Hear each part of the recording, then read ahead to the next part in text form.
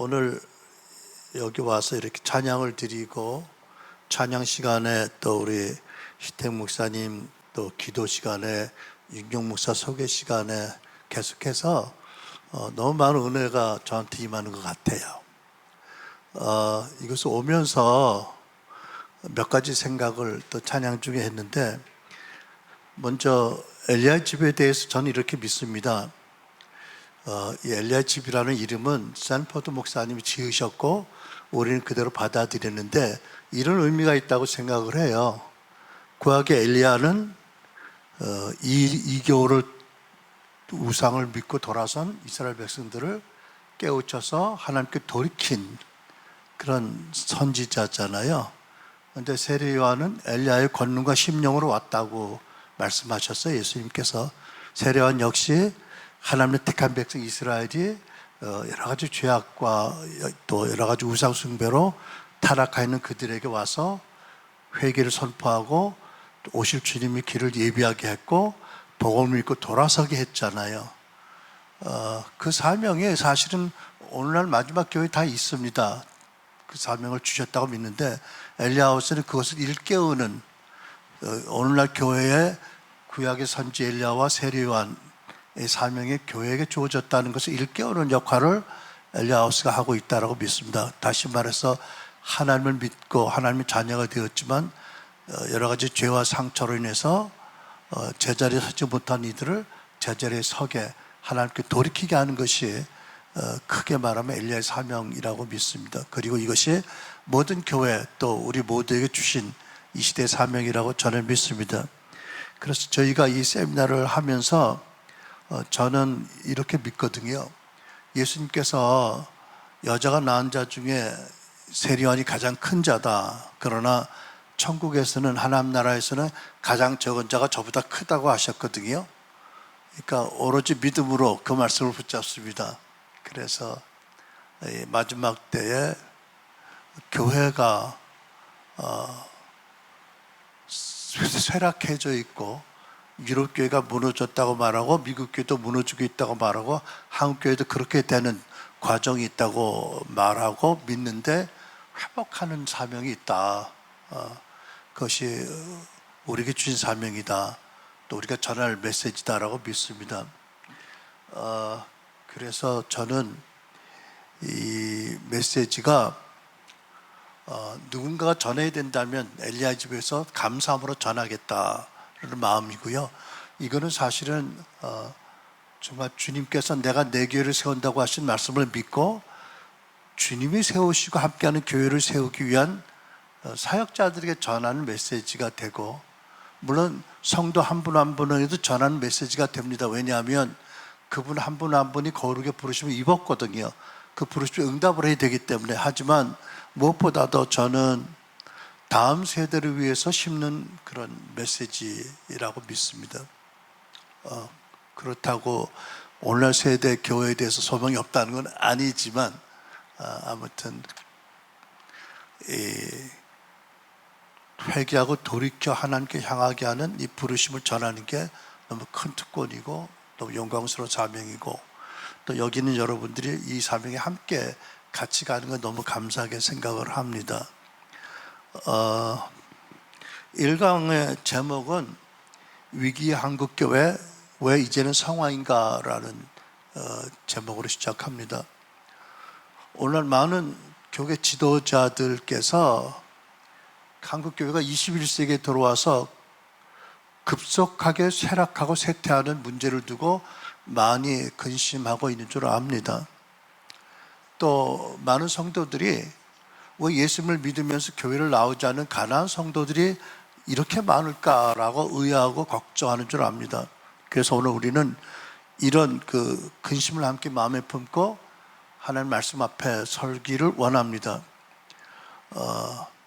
아까 책자 나눠드린다고 했는데 여러분 많이 가져가십시오. 왜냐하면 이 주제, 교회 회복과 성화의 복음 회복, 이 성화와 속사람의 치유, 이 메시지가 너무 중요하니까 많은 분들 개개인에게 전달된 메시지이기 때문에 많이 가져가셔서 주변 분들에 나눠주시면 고맙겠습니다. 베드로전서 1장 16절 내가 거룩하니 너희도 거룩하여라 하고 말씀하시잖아요. 근데 오늘날 교회를 돌아보면 많은 교회들이 이 부르심에서 너무 멀어져 있다. 그래서 결국은 하나님 말씀을 외면하기 때문에 깊은 쇠락에 빠질 수밖에 없다라고 생각합니다. 물론 뭐 한 가지 원인만은 아니지만 많은 원인이 있겠죠. 시대적인 변화도 있겠고 세속화의 압력도 있고 또 신학의 세속화 또는 교단의 시스템의 한계가 있겠고요. 또 많은 주의종들이 시험받고 공격받아 넘어지는 또는 그분들의 성품의 문제, 신학의 문제 많이 있을 것입니다. 그러나 이 모든 그 외적인 현상 배후에는 저는 가장 깊은 신학적인 뿌리가 있다고 믿습니다. 그것은 하나님의 말씀을 외면하고 가장 명백하게 명령하신 성화의 부르심을 교회들이 바르게 전하지 않는다는 것입니다. 히브리 12장 14절은 이런 말씀이 있죠. 모든 사람과 더불어 화평하고 거룩함을 따르라. 이것이 없이는 아무도 주를 보지 못하리라고 하셨어요. 주를 보지 못한다는 것은 하나님을 경험적으로 알지 못한다는 뜻이잖아요. 근데 여러분, 특히 결혼한 여러분들을 특히 남편과 아내와 자녀와 더불어 화평함을 따르라고 하시거든요. 이거 안 하면 주를 못 본다고 하세요. 자녀들도 마찬가지겠죠. 부모를 공경하고 부모와 화평하지 않으면 주를 못 볼 수 있어요. 그죠? 믿지만. 근데 거룩함도 마찬가지예요. 그죠? 거룩함을 추구하라고 말씀하신 거거든요. 따르라는 것은 이루라는 말씀하고 좀 달라요. 그죠? 이루라는 것은 우리가 반드시 열매를 맺어야 될 명령이지만 따르라는 것은 계속해서 추구하라는 명령이 있잖아요. 그죠?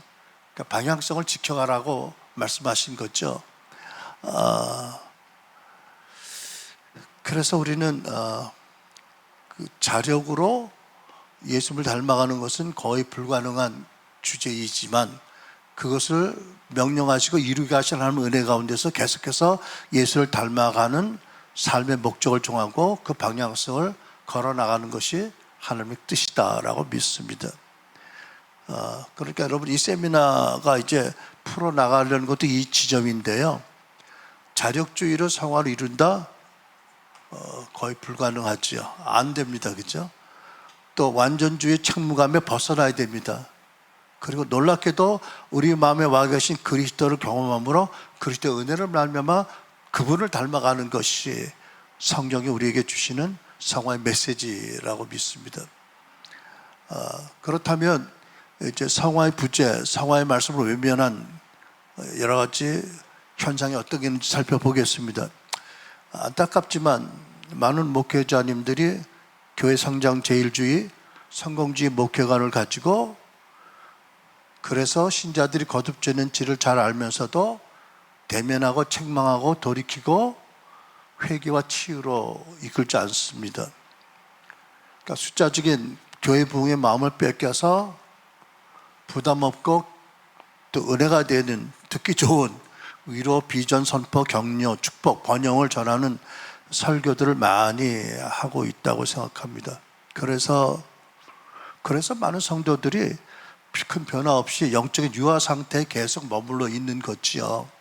여러분 고린도서에 보면 교회에 세 가지 부류의 사람들이 있다고 말씀하잖아요. 아직 거듭나지 않은 사람들이면서도 교회에서 발언하는 영향을 미치는 사람들이 있고, 거듭났지만 영적 아이들이 많이 있다. 근데 신령한 자는 아무에게도 판단받지 않고 오직 성령을 따르는 자다라고 말씀하잖아요. 그러면 신앙생활 10년, 15년 했으면 어디에 속해야 되겠어요? 자명하잖아요. 그런데 신령한 사람들이 과연 얼마나 있을지 교회마다 몇 프로가 있을지 모르겠어요. 아니 과연 그것을 목적으로 목회가 하고 있는지도 모르겠어요. 그냥 많이 모으는 것이 성공적인 목회라고 한다면 성경적인 기준과는 너무 멀리 떨어져 있다라고 생각합니다. 그렇다 보니까 나도 변하지 않아, 저 사람도 변하지 않아, 10년, 20년 봐도 변하지 않아. 그러니까 소망을 잃고 가난한 성도가 되거나 낙심하고 교회를 떠나게 되는 것이 이것이 한국교회 현재 급속한 문제의 원인이라고 믿습니다. 그럼에도 불구하고 돌이켜보면 너무나 감사하게 한국교회 그동안에 여러 가지 소중한 아주 훌륭한 영적 각성운동이 있었어요. 그렇죠? 제가 기억하기에도 뭐 사경의 운동, 말씀 운동, 또 기도 운동, 중보기도 운동, 그 다음에 제자 훈련, 또 평신도 선교 운동, 또 치유 사역, 예언 사역 같은 은사 회복 운동도 있었잖아요. 성경적인 세계관을 가리키고 하나님 나라를 가리키고 또 일터 사역을 가르치는 가르침도 많이 전해졌습니다. 모두가 다 귀한 은혜의 통로였고 누구도 이런 운동을 가볍게 여기서는 안 될 것입니다. 그런데도 불구하고 왜 한국교회가 이렇게 쇠퇴하고 있는가라는 근본적인 질문이 생기는 거지요. 왜 그럴까 생각해 보면 솔직하게 하나님께 여쭙고 돌아봐야 되는데, 저는 하나님 말씀에 분명히 그 원인이 무엇인지 밝게 알게 한다고 믿습니다. 로마서 12장 2절이죠. 너희는 이 세대를 본받지 말고 오직 마음을 새롭게 함으로 변화를 받으라. 마음인 거거든요. 근데 그동안에 지식도 많아졌고 은사도 많아졌어요. 사역도 많아졌어요. 프로그램이 많아졌는데 많은 신자들이 마음을 새롭게 함으로 변화를 받지 못했다는 거잖아요. 그러니까 씨 뿌리는 비유가 생각나는 지점이에요. 그죠? 여러분, 이런 생각도 제가 했습니다. 운전하고 오면서. 예수님이 가시는 곳마다는 아니지만 많은 곳에서 씨 뿌리는 비유를 말씀하셨잖아요. 무슨 뜻이죠? 제자들이 순회 전도자로 나가서 복음을 전할 텐데 가는 곳마다 복음 전파의 추수의 열매는 다를 수 있다. 근데 다른 이유의 첫 번째 이유는 그곳이 지역의 땅 문제다. 아니 사람의 마음반 문제다. 오직 옥토에 떨어져야 복음의 씨를 맺는다. 근데 아직 옥토가 아닌 곳에 가면 길가같이 굳은 밭을 같은 마음이 많은 사람들이 모인 곳에 가든지 뭐 돌짝밭이든지 가시덤불밭이 그런 침령이 많은 곳에 가면 똑같은 복음을 전하도 결과는 다를 거다 이렇게 말씀하시잖아요. 근데 저는 그게 예수님이 제자들을 위해서 거듭 주신 교훈이라고 믿어요. 낚시 보지 말아라. 그것이 일반적인 환경이다. 근데 물론 저 목회자는 그 밭을 기경해야 되는 책임이 있지만 왜 제가 그 생각했냐면 우리 팀들이 자꾸 이 메시지를 듣는 게 또 씨 뿌리는 비유를 예수님이 하신 것 같은 말씀일 것 같아. 그러니까 이거를 잘 듣고 본인에게 적용할 뿐 아니라 나가서 전해 주십시오라는 마음이죠. 여러 번 듣고 다 바쁘잖아, 그지? 이렇게 와서 들을 때 듣지 언제 또 듣겠어, 그죠? 그 예수님 씨 뿌리는 비유를 자주 하신 이유가 첫째는 사도들 앞으로 나갈 순회 전도자들을 위해서 주신 말씀이다 라고 믿습니다. 아무튼 마음이 변하지 못했다는 것은 그 씨 뿌리는 비유의 말씀처럼 성도들의 마음을 기경하지 않았다. 그리고 자꾸 씨만 뿌렸다. 그러니까 기대할 만한 열매 소출이 없다는 것이 있잖아요.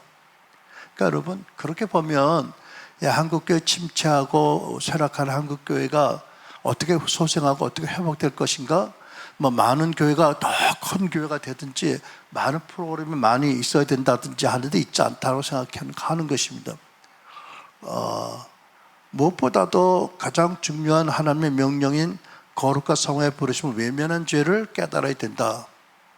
그리고 돌이켜서 죄를 회개하고 마음의 치유를 받고 변화를 받고 온유한 마음으로 말씀을 받도록 해야 된다. 그래야 열매를 맺는다. 그러니까 죄를 인정하고 성화의 복음을 외면한 죄, 또 나가서 성령을 제한한 죄를 회개하고 그리스도를 일상에서 닮아가는 성화운동이 일어나야 된다라고 믿습니다. 그것만이 살 길이다. 어떤 이들이 요즘 마지막 때 10억 대부흥 뭐 이렇게 기다리시는데 저는 글쎄요. 저도 그런 부흥이 오기를 바라는데 믿는데 그 전에 먼저 부흥의 불을 담을 깨끗한 그릇이 있어야 되지 않을까라고 믿습니다. 그래서 저와 여러분부터 여기 오신 분부터 먼저 교회가 하나님의 가장 중요한 말씀을 너무 오랫동안 외면했다, 불순종했다라는 것을 인정을 하고 회개하고 하나님이 회복하시는 자비와 은혜를 기도해야 될 줄로 믿습니다. 그러면 교회가 살아날 수 있을 것 같습니다. 그렇지 않으면 소망이 없습니다. 저는 근래 많은 문화전쟁, 영적전쟁하는 일들이 많은데 감사하게도 제가 잘못하는지 모르지만 거의 응답받지 못하는 이유가 있어요. 뭐죠? 하나님의 가장 중요한 말씀을 교회가 어기고 문화전쟁, 영적전쟁에 승리를 달라고 기도하니까 하나님께서 어떤 면에서는 깨닫게 하시기 위해서 응답하지 않으실 수 있다. 안 그러면 그 추위에 그 광장에 모여서 밤을 새우고 떨면서 기도하는 그 기도를 왜 안 들으시겠어요? 그죠? 어떤 죄가 하나님과 우리 사이를 멀게 했죠? 제가 보기에는 가장 중요한 교회에 주신 명령, 거룩하라, 성화되어 예수를 닮으라는 명령을 외면하고 있기 때문에 그 죄가 하나님과 우리 사이를 가리고 있는 것이 아닌가라는 것을 심각하게 의심합니다. 여러분, 세미나 목적 넘어가겠습니다. 세미나 구성 넘어갑니다. 시간 관계상. 1번 서론입니다. 충격적인 통계와 근본 원인에 대한 성찰입니다. 한국계 위기, 통계로 본 현실입니다. 숫자적인 위기가 있거든요. 한국교회는 1970년대부터 2000년까지 약 30년 동안 세계 역사상 매우 드문 교회 성장을 경험을 했어요. 그런데 21세기 들어서 갑자기 급격한 교세 감소 추세를 보이고 있고 굉장히 어려운 가운데 들어가게 됩니다. 통계청과 한국 갤럽에 따르면 1995년부터 2023년까지 28년 동안 개신교 인구가 105만 명이 감소했어요. 인구는 그동안 600만 명이 증가했는데 교인이 105만 명이 감소했다는 사실은 크게 역성장했다는 것을 숫자적으로 보여주는 거잖아요. 그러니까 전체 인구 대 개신교 비율이 22.5%가 정점입니다. 2012년 계속 감소되어서 2023년에는 15%가 되었어요. 앞으로 몇 년 후에는 12%까지 내려간다는 전망이 있습니다. 그러니까 이 통계는 뭔가 한국교회의 가르침과 실천에 심각한 문제가 있다는 것을 드러내는 거지요. 두 번째, 영적 침체입니다. 급격하게 늘어나는 가나안 성도 그리고 명막성의 교인들이 증가하고 있습니다. 이건 신앙적인 위기죠. 2023년 11월 목회 데이터 연구소 발표에 따르면 개신교인 중에 가나안 성도가 29.3%고요.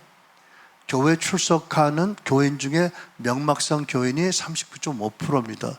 둘을 합치면 전체 개신교인의 57.2%가 교회를 나오지 않거나 이름뿐인 신자로 남아있다는 거거든요. 그러니까 60%예요, 여러분. 엄청 충격적인 현실입니다. 저는 사실 이런 구체적인 통계를 접하서도 제가 한 적은 목사로서 이런 교회 전체에 대한 문제의식이 희미했어요. 문제를 느끼고 있지만 내가 그럴 위치도 아니다라고 생각했었거든요. 그런데 이제 목회 일선을 은퇴하고 나서 엘리야 사역을 하다 보니까 이거는 참 심각하다. 근데 많은 분들이 여러 가지로 해석하고 진단하는데 저는 내적 치유 사역을 오래 해왔기 때문에 소위 씨 뿌리는 비유의 그 요점을 가지고 이 문제를 볼 때 뿌리가 뭔지를 알 수 있겠더라고요.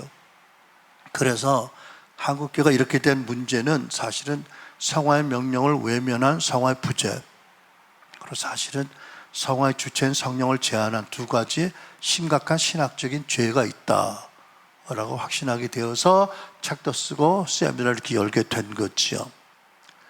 제가 숫자적인 부흥과 함께 그 차우세스쿠의 역설을 생각해 봤는데요.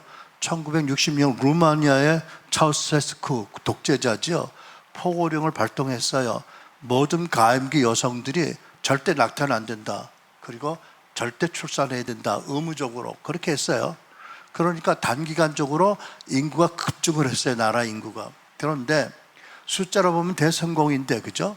어떻게 보면 또 성경적인 정책인데 장기적인 결과를 비참했다는 거죠. 왜냐하면 급증한 아이들을 양육할 방법이 없어서 15만 명이나 되는 아이들을 영화원 고아원으로 보낸 거예요.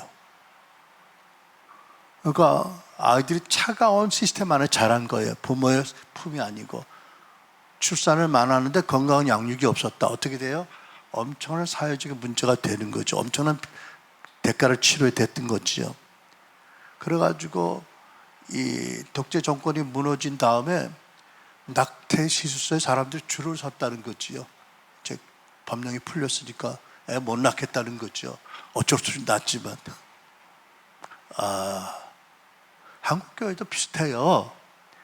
물론 좋은 거지요. 전도 열심히 했잖아요. 그리고 뭐 결신자, 뭐 세례자, 등록교인이 폭발적으로 증가했어요. 그리고 중생의 복음, 칭의의 복음은 열심히 강력히 전했어요. 이제 그러는 중에 성화의 복음이 성의 부르심 뒷전으로 밀려나 버렸다는 거죠. 예배당을 크게 줘야 되고 또 교인들을 또 교회 정착시키기 위해서 많은 그런 뭐 구역 같은 프로그램을 세워야 되고, 그러니까 성경이 말씀하는 돌봄을 감당을 못한 거예요. 그래서 많은 영적 고아들이 사실은 그렇잖아요. 가정에서 길러질 아이들이 영화원에서 고아원에서 길러진 것 같은 그런 많은 신자들이 생겨났기 때문에 변화가 안 되고 교회에 많은 문제가 그대로 있고 실망하고 그리고 절망하고 결국 교회 쇠퇴가 이어진 거잖아요. 여러분, 사도 바울이 골로새 1장 28절 29절을 보면 교회에 대한 기본 사명을 이렇게 설명하고 있어요. 우리가 그를 전파하여 각 사람을 권하고 모든 지혜로 각 사람을 가르침은 각 사람을 그리스도 안에서 완전한 자로 세우려 함이니. 두 가지 사명을 말씀하잖아요. 첫째, 그를 전파한다. 그리스도를 전파하는 거죠. 전도와 선교회. 이게 교회 첫 번째 사명이잖아요. 두 번째, 성도들을 권고하고 가르쳐서 그들을 그리스도 안에 완전한 자로 세우겠다는 엄청난 양육의 목적이 있는 거잖아요. 그런데 여러분, 한국교회는 첫 번째는 열심히 했다고 믿어요. 근데 두 번째는 하지 않았어요. 그냥 우리 옛날에 어른들이 이렇게 말씀하거든요. 아기가 아무리 가난한 집안으로 낳으면 지 먹을 거 지가 가지고 태어난다고. 근데요, 영적인 세계에서는 그렇지 않은 거예요. 사도 바울이 그리스도 형상을 새기기 위해서 얼마나 노력했는지, 그러면서 이렇게 세우잖아요. 신자들을 권고하고 지혜로 가르쳐서 완전한 자로 세우기 위함이다. 이게 나의 사명이요 교회 사명이라는 거잖아요. 그러니까 우리는 이 사명을 알고 하나님 은혜를 구하고 전력과 지혜를 구했어야 되잖아요. 그러니까 안 했다는 거예요. 그러니까 영적 고아들이 제대로 자라지 못하고 상처받은 많은 그런 이들이 교회에 가득 생겨났다는 거죠. 그러니까 여러분 오늘날 가장 필요한 게 숫자적인 부흥 이전에 교회가 교회 사명을 바로 회복하는 거예요. 그렇죠? 그래서 어떻게 하면 복음을 듣고 거듭난 이들을 가리키고 권면하고 그리스도 안에 성숙한 자로 세우겠느냐라는 것을 놓고 고민하고 기도해야 된다는 거죠.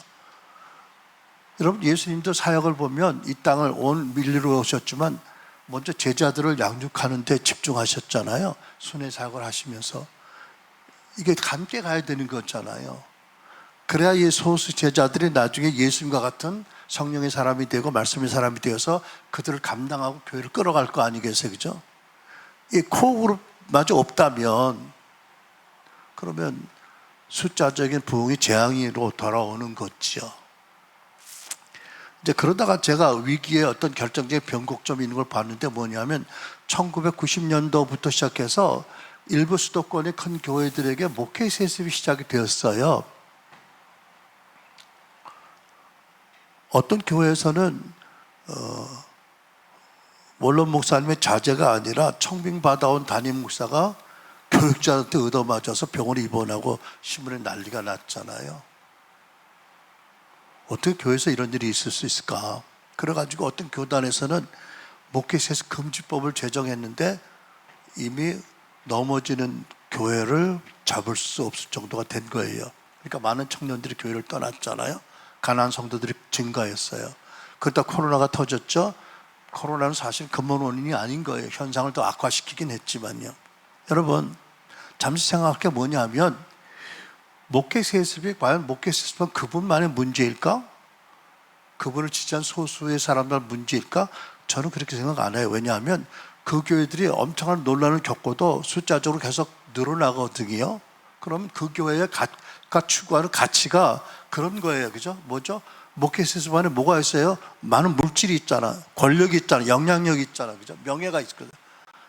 그러니까 이거를 교인들이 동의하니까 이걸 추구하는 일이 있어도 아무 문제가 없는 거죠. 그러니까 목회세습 계속 하잖아요. 문제가 없다듯이. 하지만 하나님 보시기 그러겠어요? 문제가 없나요? 그리고 정말 거룩을 또 성화를 평소에 가르치고 헌신했다면 그렇게 하겠느냐고요. 저는 그렇게 할 수 없다고 생각해요.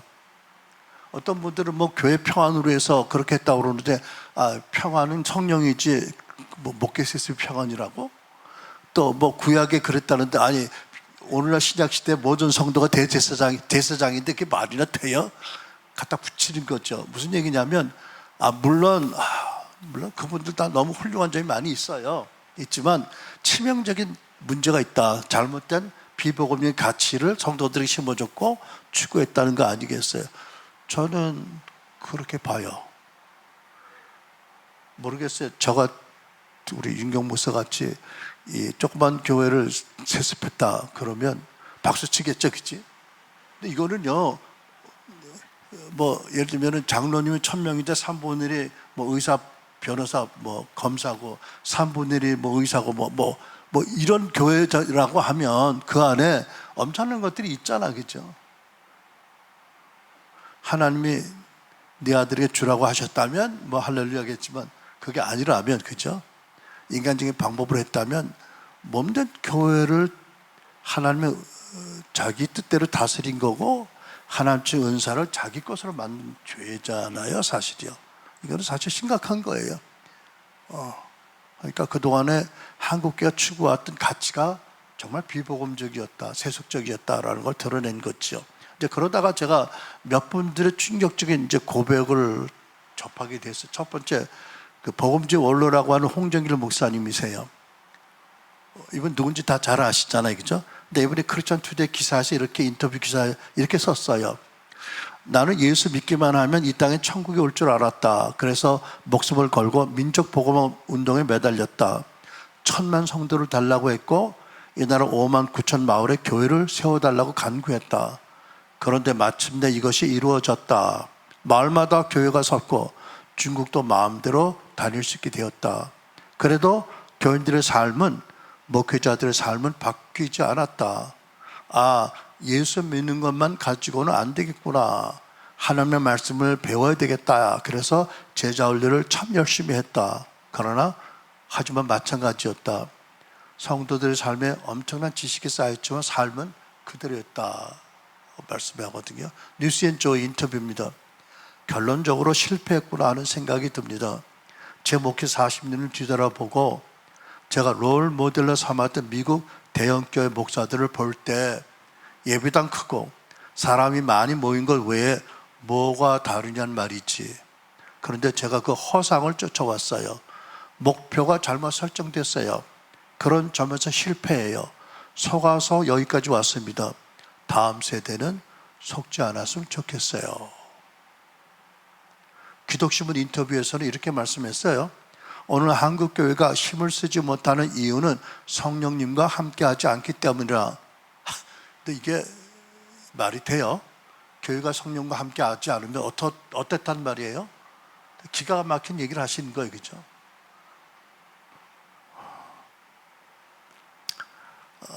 저는 한때 사랑의 교회에서 제가 참 그 교회에서 나온 교인 양육 교재가 있었잖아요.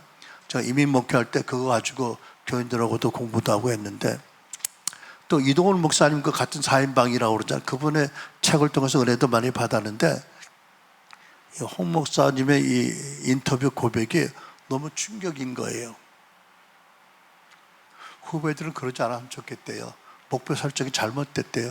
허상을 쫓았대요. 내 40년 목표가 실패래요. 아니, 한국 복음주의 원로로 존경받는 그분이 말이에요. 그러면 우리는 다르게 해야 되잖아요. 그죠? 그게 소원이잖아. 그럼 유언이잖아. 돌아가신 분이 아닌데 유언이라. 절규잖아. 그죠? 아니, 그분을 사랑하고 따르는 분도 많을 텐데 이런 말 할 때 그분의 얼굴 안 떠오를까? 근데도 이런 말을 하셨어요. 그죠? 실패래요. 목적이 잘못됐고 허상을 쫓았대요. 오카는 목사님 또 공개적인 회개를 하셨어요. 2007년 월드컵 경기장에서 10만 명이 모인 100주년 기념 부흥대회에서 주여 살려주시옵소서라는 제목으로 설교하면서 살려달라고 한국교회를 간구한 거죠.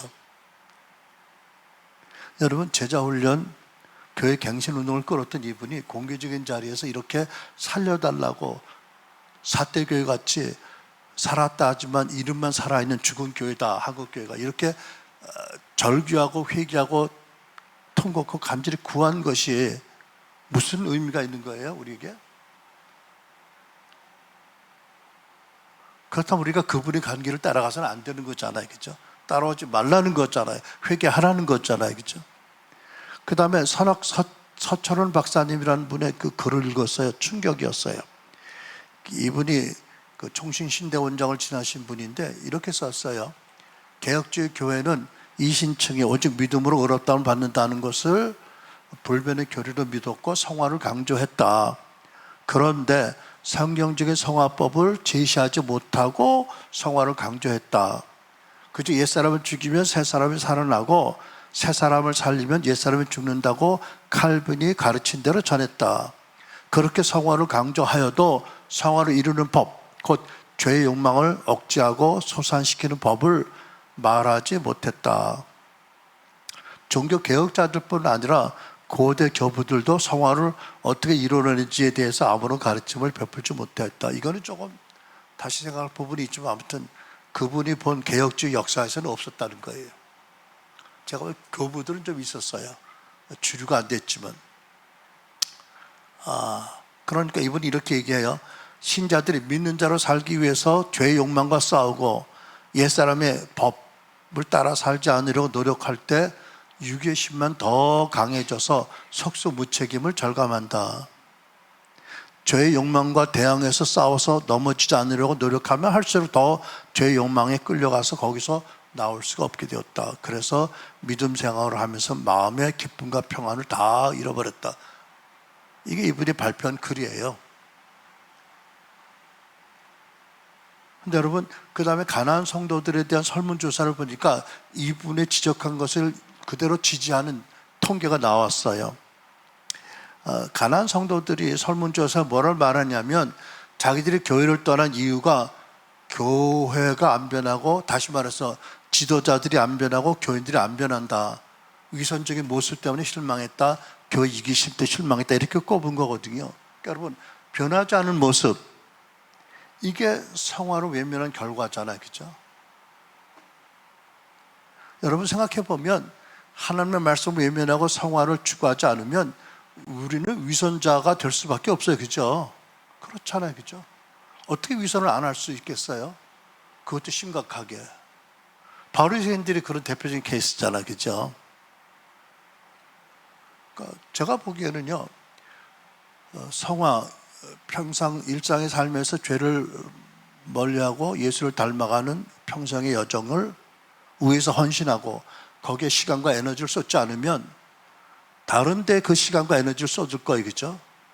그러면 뭐 영적 지식이 많아지거나 성경 지식이 많아지거나 은사가 강해질지 모르지만 결국은 중요한 말씀을 외면한 결과를 지게 되고 죄를 지은 거고 가식할 수밖에 없잖아요. 그죠? 외식할 수밖에 없는 거거든요. 다섯 번째, 미국 윌로크릭 교회의 뼈아픈 실패 사례입니다.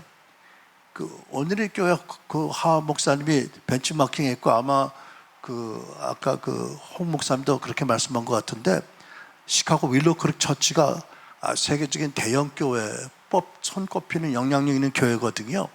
근데 20년 전에 교인들 수천 명, 나중에 2만 명까지 된 데이터가 모아서 교인들의 영적 성숙도를 조사를 했어요. 근데 충격적인 게 교회 리더들이 예상보다 훨씬 영적 성숙도가 낮았다는 거예요. 근데 그걸 발표를 했어요. 그리고 교인 중에 25%는 지금 영적으로 정체되어 있다라고 답을 했거든요.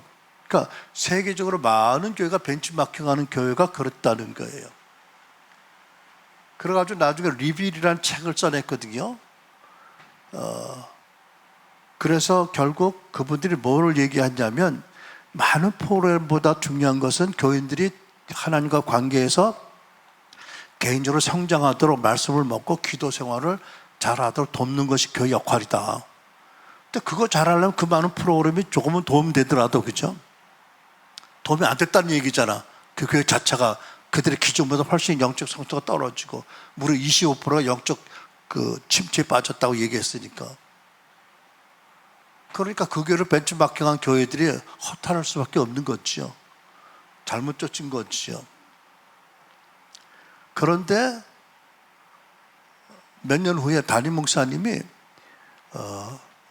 여러 가지 심각한 성적 일탈을 저지른 일들이 드러나서 사표를 냈고 같이 심호하던 장로님 같이 사임을 해버렸어요. 그러니까 이게 뿌리와 열매가 연결이 되잖아 지금, 그렇죠?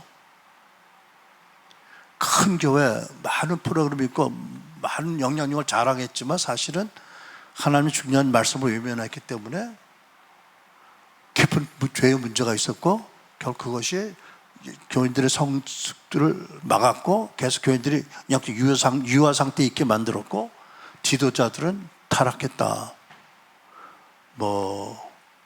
한국 교회는 제가 다루고 싶지 않아서 안 다루고 애매한 윌로크릭 처치만 붙잡습니다.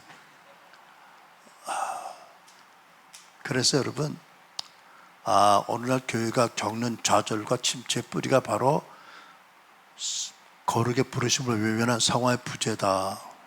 그리고 성화의 주제인 성령을 여러 가지로 제한한 죄, 두 가지 큰 죄가 있다라고 믿습니다. 회개해야 되겠다라고 생각하는 거죠. 근데 여러분, 세 번째 여러 가지 신앙 운동이 있었는데 하나님 그때마다 크게 은혜 가운데 큰 권능으로 쓰셨는데 어떤 성화론의 관점에서 보면 부족이 있었어요. 완전한 과오라기보다는 부족과 공백이 있었는데 이것이 사실은 오늘 한국교회가 겪는 이 열매가 오랜 뿌리가 있었기 때문에 겪는 거거든요. 그러니까 수백 년 동안의 개신교 여러 가지 신앙 운동들이 많이 있었잖아요. 근데 거기에 성화와 성령에 관한 과오가 있었다, 신학적인. 이것이 누적돼서 오늘날 현상이 나타났다는 거죠.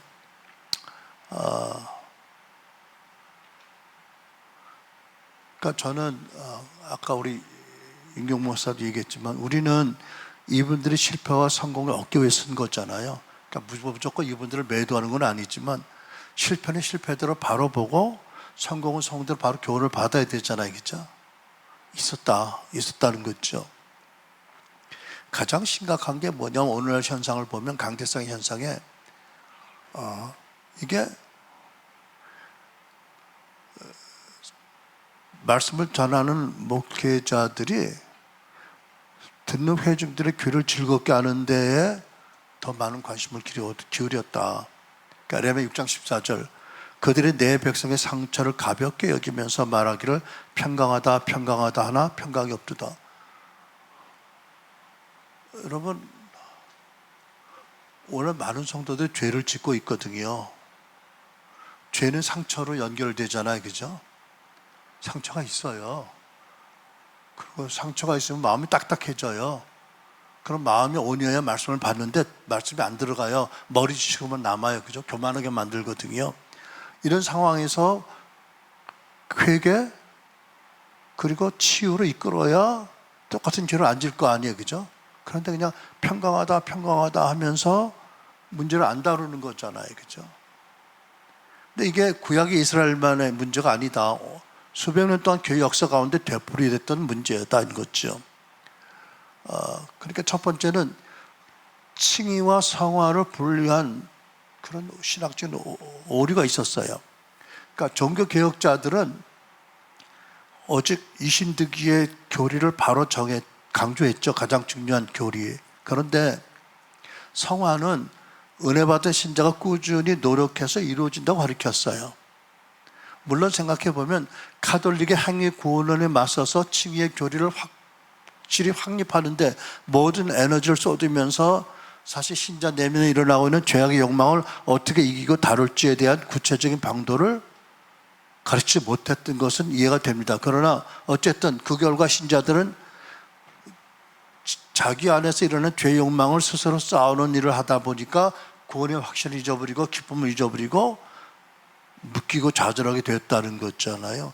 이게 오늘날도 마찬가지 율법적인 성화론을 주장하는 사람들에서 동일하게 일어나는 현상이라는 거예요.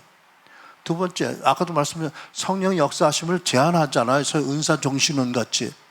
여러분, 성령을 따라 육신의 소망, 육신의 소욕을 이길 수 있다고 하는데 성령을 들어야 따르죠. 듣지도 못하고 느끼지도 못하고 어떻게 성령을 따라요? 그럼 어떻게 육신의 소욕을 이기냐고요. 이게 문제인 거거든요. 물론 부작용이 있었겠지만 부작용을 말씀 가운데 지혜로 잘 극복하면서 가르쳐야 되잖아요. 그죠? 성령이 오신 목적이 우리에게 진리이신 예수님을 알게 하고 깨닫게 가르치고 인도하시는 거잖아요. 어떻게? 거룩한 삶으로. 근데 성령을 못 듣지 못하게 훈련을 안 가르쳤으니까 교회가 성화될 방법이 없다는 거예요. 그죠? 그 다음에 복음주의에는 어떤 한계가 있냐면, 물론 많은 공헌이 있잖아요. 그죠? 건강한 신학을 세우고 말씀과 기도 중심의 은혜의 방편을 강조했어요. 또 성경 지식을 많이 증가시키고 선교 열정을 고취시키는 공헌을 크게 했죠. 그러나 성화에 대해서는 바르게 가르치지 않았다. 구체적인 방도를 서철원 박사 말씀처럼 그냥 하라고 명목상으로 명령을 했지만 구체적으로 안 가르쳤다는 거잖아요. 그러니까는 많은 성경 지식의 인격의 변화로 연결되지 못하고 만성적인 죄책감이 생겨나고 때로는 영적 교만의 함정에 빠지게 됐다. 그래서 지식은 교만하게 하고 사랑을 덕을 세운다고 하셨는데 오늘 많은 복음주의 교인들이 많은 성경 지식과 자기들의 경건의 생활로 인한 교만의 죄를 많이 짓고 있다. 오순절, 은사주일 어떤 한계가 있냐면 이분들은 명시적으로 그렇게 안 가르치지만 그분들의 교인들로 하여금 듣는 분들로 하여금 성령 충만하거나 성령 능력을 크게 경험하면 마치 성화된 것 같이 느끼게 하는 잘못을 하고 있어요. 안 고쳐져요. 그거를 고쳐줘야 되잖아. 그죠? 다른 거라고. 그러니까 은사는 있는데 인격적으로 미성숙한 사람들이 많이 있도록 남겨둔 거란 말이죠. 그러니까 이런 말씀하자 고린도전서 13장 1절에 내가 사람의 방언과 천사의 말을 할지라도 사랑이 없으면 소리나는 구리와 울리는 꽹과리가 된다고요. 근데 엄청나게 소리가 큰 꽹과리들이 많은데 주님을 닮는 노력은 안 하고 있다는 거죠. 그러니까 이것은 뭐냐면 결국 어떤 문제가 있냐면 공통적으로 모든 그 신앙 운동들을 간과한 게 있어요. 뭐냐면 거듭난 신자 안에 옛사람의 잔재가 남아있다. 죄의 잔재가 있다. 이것 때문에 각종 악한 욕심이 악한 정력이 올라오고 이것 때문에 죄를 짓게 된다라는 것을 근본적인 문제를 간과한 거예요. 그러니까 여러분 성도들이 너무 힘든 거죠, 사실. 그리고 또 한 가지 강대상의 문제는 이런 게 있어요. 디모데후서 보면 말씀의 징조를 얘기하잖아요. 때가 이르르니 사람들이 바른 교훈을 받지 아니하며 귀가 가려워서 자기 사욕을 따를 추성을 많이 두고 또 그 귀를 진리에서 돌이켜 허탄한 이야기를 따르리라. 그러니까 이게 성화의 복음을 또 거룩의 부르심을 안 가르치고 다른 것들 교인들이 듣기 원하는 것들을 자꾸 전하는 것이 사실 말세적인 예고된 예언된 실상이다. 그러니까 이게 단순히 목회 어떤 스타일과 유행이 아니고 성경이 이미 경고한 종말의 징후다. 근데 안타깝게도 많은 사람이 여기에 빠져 있다는 거죠. 그렇다고 해서 여러분 다 잘못됐다 뭐 이렇게 얘기하는 건 아니고요. 뭐라고 그러죠? 이런 말로 저는 제가 계몽된 것처럼 많은 사람이 계몽되기 원해요.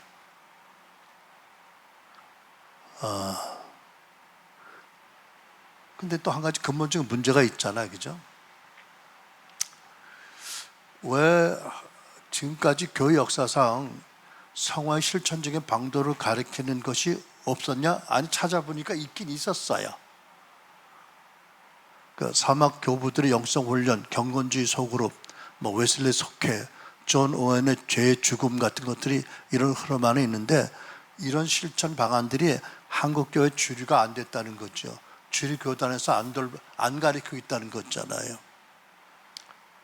자, 그렇다면 또 근본적인 질문이 생기는 거예요. 왜 하나님께서는 전능하신 하나님께서 교회 안에 이런 잘못된 흐름을 두고 보셨을까? 근데 뭐 우리가 하나님이 하신 일을 다 이해를 못 하잖아요. 하지만 이렇게 생각합니다. 로마서 7장 8장의 그 놀라운 그 구조가, 성화의 구조가 개혁교회, 아니 개신교 교회 전체 역사에도 적용이 된다는 거죠. 무슨 얘기냐면 말씀이 선한 줄 알고 자기 힘대로 말씀대로 살려고 하다 보니까 자기 안에 악이 있고 죄가 있어서 실패했잖아요. 그죠? 교회가 자력주의로 성화를 이루려고 노력을 하다 보니까 결국은 교회 안에 많은 죄가 있고 악이 있어서 실패하고 처절하고 깨어지고 이 사망의 곤고한 몸에서 누가 나를 건져내라고 비명을 지를 때 하나님께서 마지막 때에 로마서 8장으로 옮겨가실 거라고 믿어지는 거지요. 그게 성화의 큰 틀이거든요. 사실이요. 자력주의로 노력을 해야 돼요.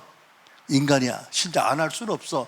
하다가 안 되어서 온전히 주체 전환과 동력의 전환이 일어나고 내주하신 그리스도로 말미암아 성화가 일어나게 하는 게 하나님 큰 그림이거든요. 그러니까 교회사 전체에도 하나님께서 이런 그림으로 인도하신다. 그렇게 다시 말해서 이 시대는 깨어나야 된다는 거죠. 더 이상은 되풀이할 수 없다. 그래서 하나님께서 이제 예수님 재림을 앞두고 당신의 교회인 신부를 온전히 정결케 하실 이때에 그동안에 실패하고 외면해왔던 이 성화의 부르심을 집중적으로 회복시킬 것이다 라고 믿는 거지요. 그런 믿음 가운데 이제 책도 쓰고 세미나 하는 거란 말이죠. 그러니까 하나님께서는 이 회복의 통로로서 엘리하우스의 존 샘프트 목사님 쓰셨다는 거지요. 사실 저희 이런 가르침도 하루아침에 생긴 건 아니잖아요. 그분의 속사람의 변화 같은 놀라운 그런 그 통찰이 뭐냐면 거듭나고 나름 성령 충만한 신자 안에 아직도 죄의 잔재가 있고 옛사람의 잔재가 있다. 그래서 그것을 성경적으로 다루어야 정말로 변화가 되고 성화가 된다라는 것이 굉장히 중요한 통찰이잖아요. 그러니까 이거를 저는 내적 주의에만 적용하는 것이 아니라 성화라는 더 큰 주제에 적용해야 된다라고 이 가르침을 확장하는 것이지요. 그러니까 이 내적 치유는 내적 치유 나름대로 굉장한 가치가 있어요. 그죠? 아파하는 자녀들을 고쳐주시는 게 아버지 마음이잖아요. 그죠? 상처로. 또 되게 죄 때문인데 회개시키고 용서하게 하고 상한 마음 고쳐주세요. 그리고 어떻게 옛사람의 기질의 십자가에 못 박아 그 세력을 악화시키고 부활의 삶을 살도록 우리를 이끌어 가시잖아요. 이것이 엘리야후스에서 하는 내적 치유라면 저는 이것이 더 나가서 이것이 교회의 현상에도 적용이 돼야 된다는 거거든요. 그러니까 우리가 예수님 닮기 위해서 반드시 우리 안에 옛사람의 잔재와 죄의 잔재에서 축적된 회개하지 않은 많은 죄들이 있거든요. 이거를 다루고 그 죄로 인해서 다쳤던 성화의 길을 열어줘야 된다. 이게 성화에 필요한 단계라고 믿거든요. 근데 참 놀랍게도 여러분 보세요. 하나님께서 나는 치료하는 여호와라고 하셨잖아요. 예수님이 이 땅에 오신 목적 중에 하나가 마음 상한 자를 고치러 오셨잖아요. 근데 놀랍게도 교회가 아까도 에레미야 말씀 인용했지만 교인들을 보고 그냥 평안하다 그러고 치유를 안 해요. 예수님이 하셨고 하나님 선포하시면 해야 되잖아. 그죠? 한다고 얘기하면은 복음의 완전성을 마치 해야 하는 것처럼 잘못 오해해서 엄청 알레르기적 반응을 일으키는 것이 나는 왜 그런지 모르겠어. 어떻게 보면 당연한 건데, 그죠? 여러분, 교회에서 안 하니까 하나님은 엘리야합을 세워서 하나의 도전을 주고 본을 보여서 교회에서 하라고 하시는 게 하나님 뜻이라고 믿거든요. 그렇게 가야 되잖아, 그죠? 보세요. 우리 안에 옛사람의 잔재가 있어. 그래서 우리 안에 자꾸 나쁜 욕망이 올라오고 성령을 거스리는 생각이 올라와. 이걸 적절히 다루지 못하면 죄를 져. 죄를 주면 상처가 생겨. 상처가 생기면 마음이 딱딱해져, 굳어져. 그걸 말씀이 안 들어와. 그러면 구원이 이루어지지 못해. 이게 분명한 도식이잖아, 그죠? 그러니까 아까 말씀드렸잖아요. 교회가 해야 될 일, 복음을 전도하고 개인적으로 선교하는 것, 전도하고 선교하는 것. 두 번째, 신자들을 권면하고 가르쳐서 그리스도는 완전한 자로 세우는 것. 이 두 가지 양육이란 말이죠. 그러면 거기에 보면 권하고라는 것은 무슨 뜻이냐면 권면하다는 거거든요. 영어로 인카운트하는 거예요. 죄를 짓는 사람들을 보고 그냥 외면하지 말고 온유한 마음으로 꾸짖어서 회개시키고, 거듭 똑같은 죄를 지으면 원인이 뭔지 알고 치유를 받게 하고 뿌리부터 다루게 하라는 것이 교회 교연 양육의 기본 전략이거든요. 근데 언제부터인지 이것이 외면이 되고 있는 거잖아요, 그죠? 그러니까 이거 회복돼야 된다는 거예요, 그죠? 야고보 5장 16절도 우리가 많은 지혜가 필요하지만 거듭지는 죄의 병이 낫기 위해서는 자기 죄를 서로에게 고백하고 함께 병을 기도하라고 하셨잖아요. 안 하니까 죄의 병이 안 나니까 자꾸 똑같은 죄를 짓잖아요. 그러니까 교회 자꾸 죄를 지으니까 성장이 안 되고 변화가 안 되니까 서로 실망하고 서로 떠나고 교회는 급속도로 무너지는 거잖아요. 그러니까 어떻게 보면 말씀대로 안 하고 있다고, 우리가 하는 게 쉽지 않지만 그러나 하나님께서 하라고 하셨으면 도움을 주실 뿐이잖아요, 그죠? 전략을 구하고 은혜를 구하고 할 수 있는 방법을 찾아야 되잖아요. 아예 백구야 안 하고 있으니까 교인들이 많이 늘어났다가 한꺼번에 무너지는 것이 오늘날 현상이라는 거죠. 그러니까 여러분, 제가 보면 한국 교회도 보면은 하나님의 경륜건다 폭발적인 교회 성장 시기가 있었어요, 그죠? 그리고 그때 자라난 목회자들이 신학교에서도 성화에 대해서 깊이 다rum을 배우지 못했고 교회에서 깊이 다rum을 받은 적이 없어, 그죠? 그러니까 그분들은 그런 파라다임을 가지고 목회를 하고 있어요. 근데 지금은 그와 같은 70년대, 80년대 파라다임 목회를 하면 교회가 되느냐? 안 되잖아요, 그죠? 안 돼요. 여러분 보세요. 이게 한국 교회가 엄청나게 무너지고 있다. So what? 나하고 무슨 상관이야? 상관이 있어요. 왜냐하면 나도 그 흐름에 영향을 받고 있거든요. 우리 자녀들이 그 흐름에 딸려갈 거라고요. 왜 상관이 없어요, 그죠? 무엇보다 하나님 명령 외면한 죄를 우리가 짓고 있는데 심각하게 받아야 되거든요. 그러니까 목사님들의 어떤 성공주의, 외적 성장주의, 그리고 신학교에서 성화를 교리적으로만 가르쳤던 것, 또 개인적인 성화의 체험이 없었던 많은 목사님들이 일어난 것, 이런 것들이 결국 우리가 만든 대위기의 원인이다. 여러분, 예수님의 말씀을 보면 그렇잖아요. 씨 뿌리는 비유도 그렇고요.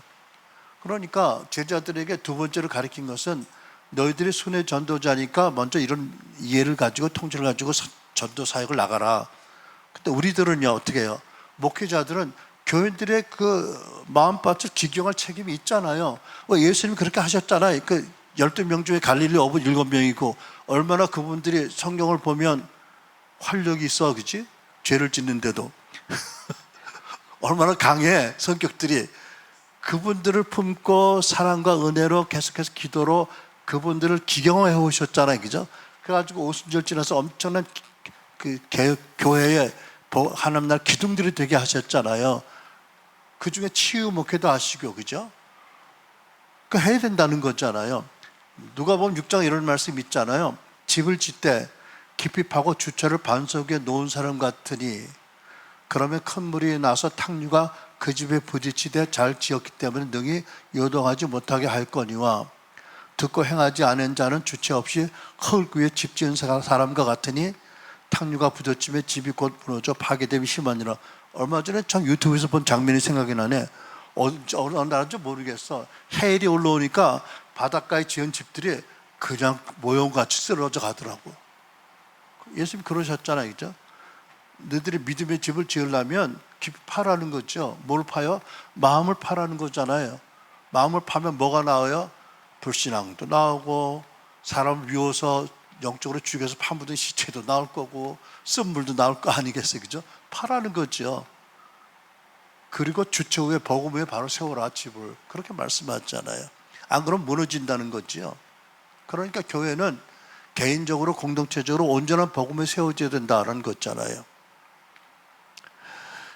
고린도서 3장 이런 말씀이 있어요. 내게 주신 하나님 은혜를 따라 내가 지혜로운 건축자와 같이 터를 닦아두매 다른 이가 그 위에 세우나 그러나 각기 어떻게 그 위에 세울까를 조심할지니라.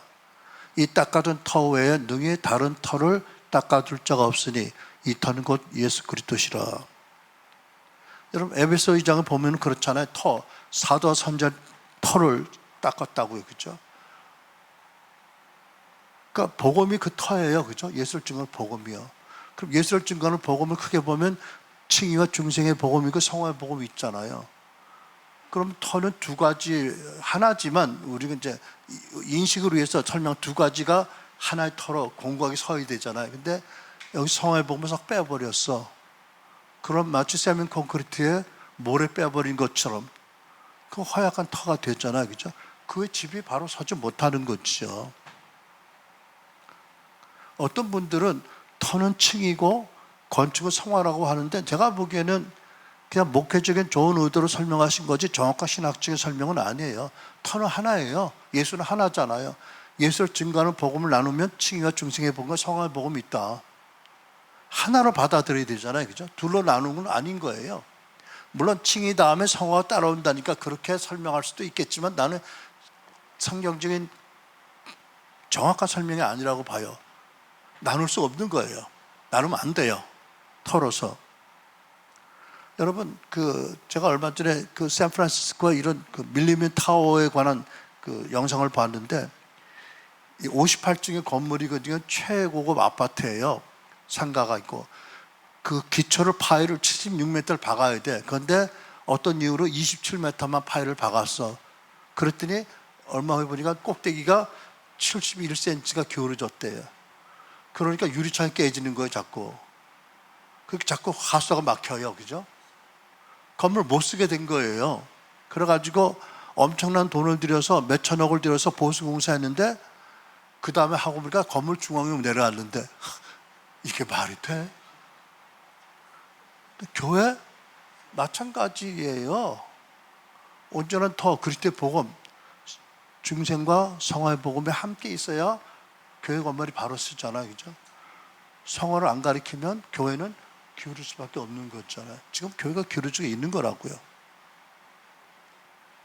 그러니까 이제는 성화의 복음으로 돌아갈 때다.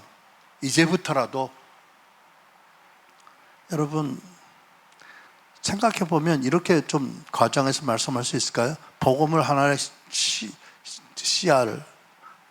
씨라고 생각하면 알고 이 DNA를 잘랐어, 반은. 그래서 성화의 복음을 잘라냈어.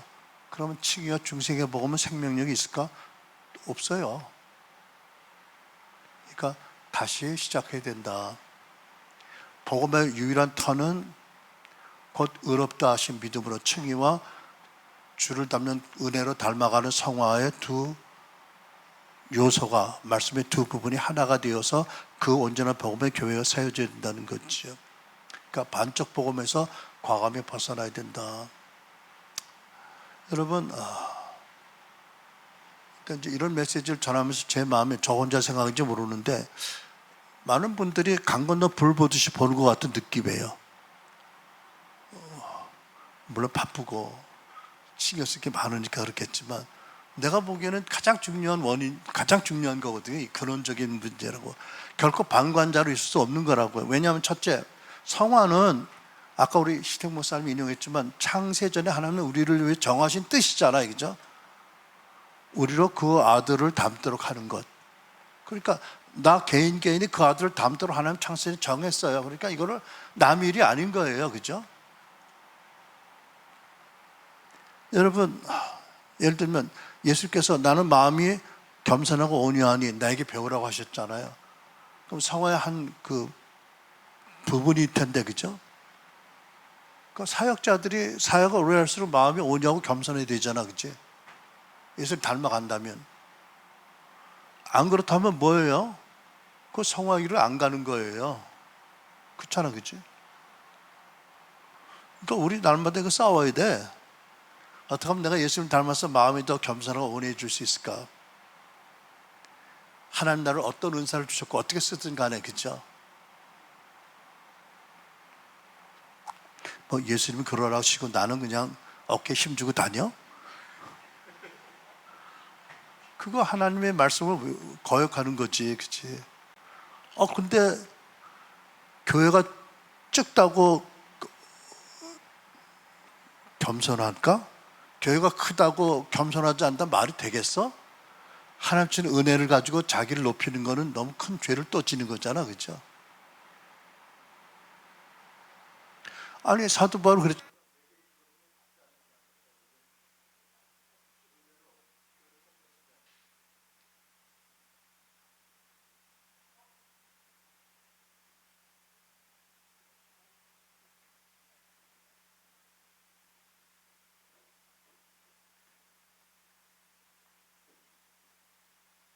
은혜로 교회를 섬겼으면 나를 써주시고 은혜 주신 너무 감사하다고 그래야 마땅하잖아, 그죠?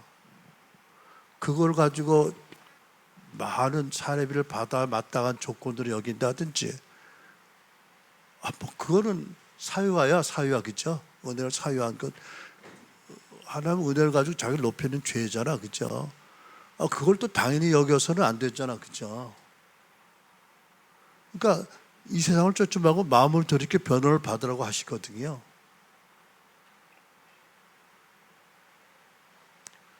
나 어떤 분이 그 외국에 있는 교회인데 그렇게 얘기하는 얘기 듣고 깜짝 놀랐어. 한 3천 명 모이는 교회인데, 이민교회인데 목사님 하루는 그러더라고. 나 우연히 그 집 거기 방문 가서 하루는 설교를 들었는데 너무 감사하대. 내 능력이 300명 교회인이면 딱 맞는데 3천 명을 주셔서 너무 감사하대. 내가 깜짝 놀랐어. 아니 어떻게 지가 300명 목회를 지가 해? 은혜 없이. 그것부터 말이 안 되잖아, 그죠? 근데 또 교인들이 순진해서 다 아멘 해. 그리고 은혜 받아. 또 은혜 받는 방법도 여러 가지더라고.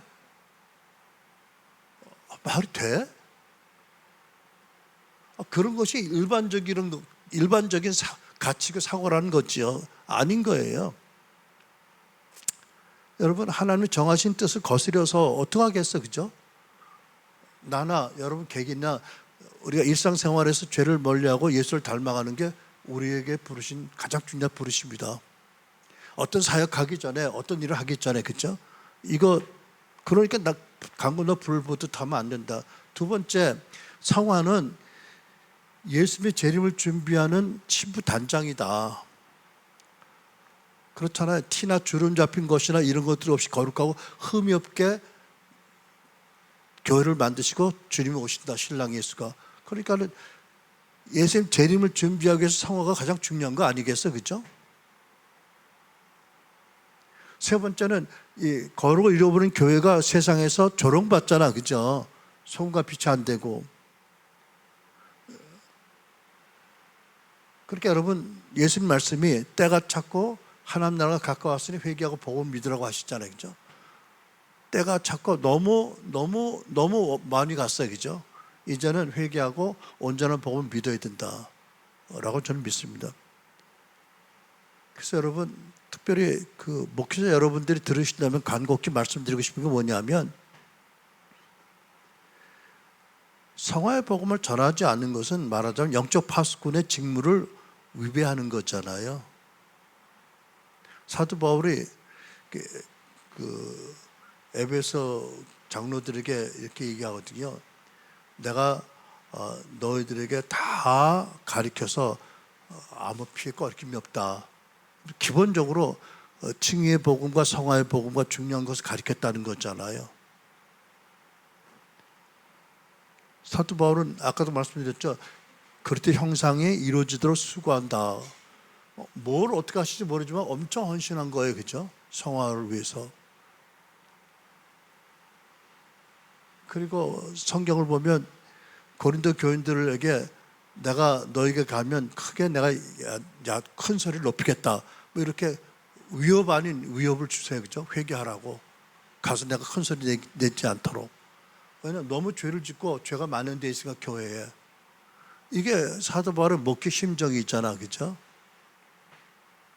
그러니까 여러분, 우리가 이 땅에서 목회자로 또 성도로 살면서 많은 불이익을 감수하고 좁은 길을 갔다면 천국 가서는 존중을 받고 인정을 받아야 되잖아. 그죠? 뭐라고? 착하고 충성된 종이라고.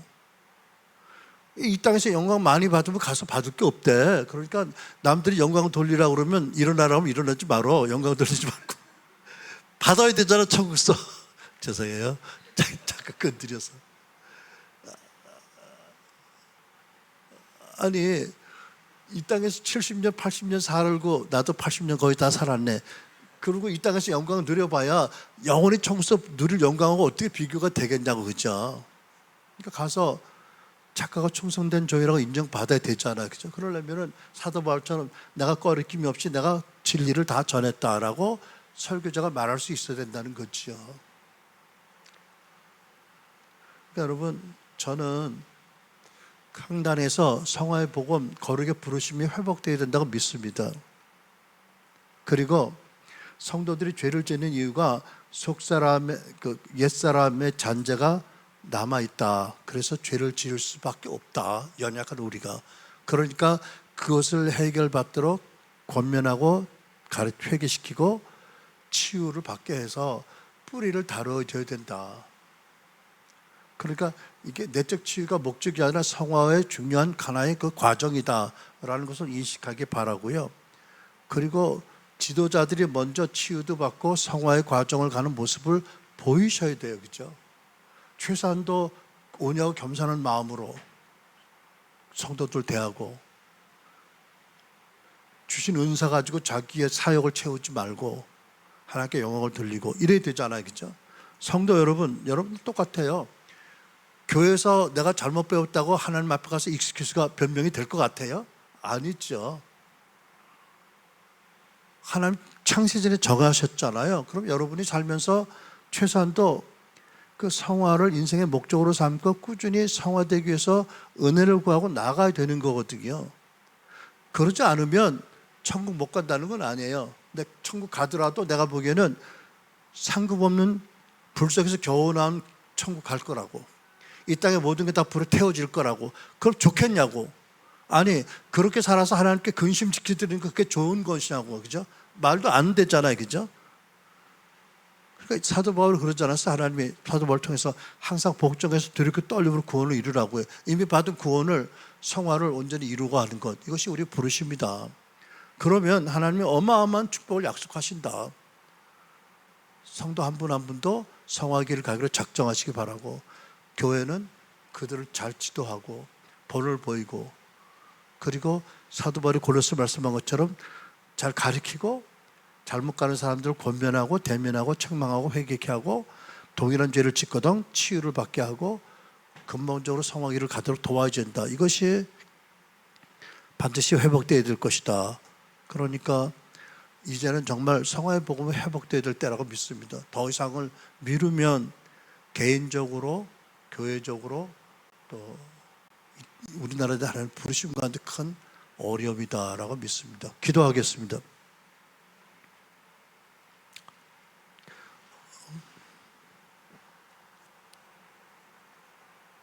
사랑하시는 아버지, 저도 목회할 때 바쁘다는 이유로 또 많은 분들의 영향을 보고 본을 보고 따라가면서 거룩의 부르심, 성화의 부르심에 대해서 구체적으로 연구하고 가르치지 못했던 것을 회개합니다. 이제 은혜를 주신 것들을 나누고 세례 요한이 그랬던 것처럼, 엘리야가 그랬던 것처럼 엘리야 집에서 전하는 메시지가 하나님의 성도들이 짓는 죄를 회개하고 돌이켜 하나님께 나아가도록 하는 것인 것을 고백하면서 이것이 이 시대 모든 교회 사명인 것을 전하고 싶습니다. 하나님, 우리가 세상에서 소금과 빛이 되고 마지막 때 선교를 감당해야 될 텐데 거룩한 신부로서 전환이 되는 그 회개하는 역사가 일어나길 원합니다. 그래서 우리가 일상생활에서 죄에서 멀어지고 예수님 더 닮아가는 성화의 부르심을 향해서 나아갈 때 하나님이 우리 손을 붙잡아 주시고 기뻐하시고 즐거워하시면 많은 축복으로 나타내 주시기 원합니다. 한국교회를 또 우리 한 사람 한 사람을 바로 세워 주시옵소서. 우리에게 플럼 라인을 내려주심을 감사합니다. 이는 우리를 무너뜨리는 것이 아니라 바로 세우기 위한 다림줄인 것을 믿습니다. 이 다림줄이 많은 개인에게 또 많은 강대상에 교회에게 임하여서 하나님이 기뻐하시는 자비하심으로 일어나는 회개와 치유와 회복으로, 그래서 영광의 주님을 닮아가는 이 말할 수 없는 축복된 부르심 가운데 믿음으로 감사로 순종하는 많은 역사들이 일어나기 원합니다. 감사합니다. 우리의 구하는 것 생각하는 것 능히 넘치게 하실 주님께 모든 감사와 찬양을 드립니다. 우리 주 예수님의 이름으로 감사하며 기도합니다. 아멘.